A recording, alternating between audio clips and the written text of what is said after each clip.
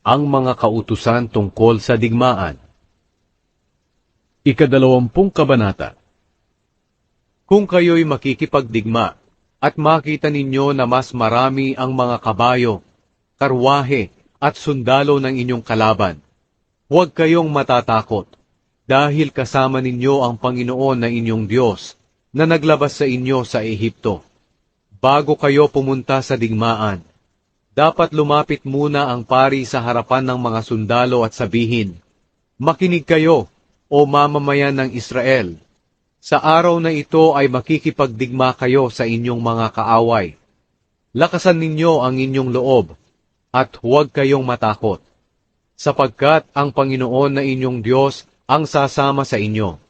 Makikipaglaban siya para sa inyo, laban sa mga kaaway ninyo, at pagtatagumpayin niya kayo." Pagkatapos ganito dapat ang sasabihin ng mga opisyal sa mga sundalo, "Sino man sa inyo ang may bagong bahay na hindi pa naitatalaga, umuwi siya, dahil baka mapatay siya sa labanan, at ibang tao ang magtalaga ng bahay niya.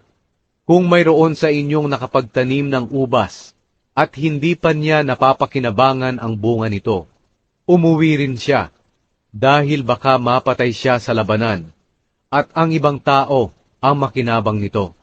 Kung may ikakasal sa inyo, umuwi siya, dahil baka mapatay siya sa labanan, at ang ibang tao ang pakasalan ng kanyang mapapangasawa."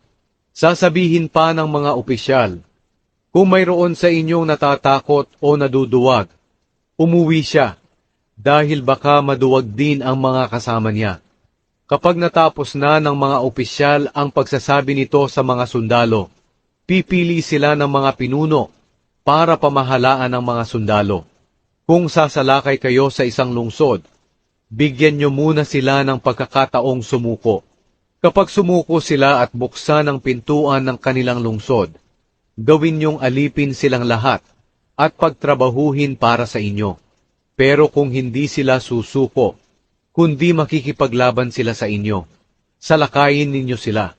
Kapag sila'y natalo na ninyo sa tulong ng Panginoon na inyong Diyos sa inyo, patayin ninyo ang lahat ng kanilang mga lalaki. Ngunit maaari ninyong bihagin ang mga babae, mga bata, at ang mga hayop, at maaari ninyong samsamin ang lahat ng ari-arian na nasa lungsod. Gamitin ninyo ang mga samsam na ito na ibinigay sa inyo ng Panginoon na inyong Diyos mula sa mga kaaway ninyo. Gawin lang ninyo ito sa mga lungsod na hindi bahagi ng lupaing sasakupin ninyo. Pero patayin ninyong lahat ang tao sa mga lungsod na ibinibigay sa inyo ng Panginoon na inyong Diyos bilang inyong mana.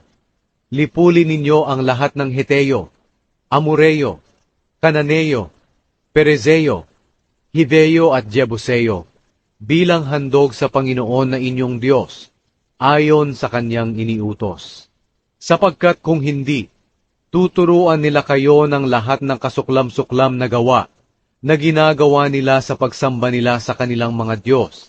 At dahil dito'y magkakasala kayo sa Panginoon na inyong Diyos. Kung matagal ang inyong pagsalakay sa isang lungsod, huwag ninyong puputulin ang mga punong namumunga.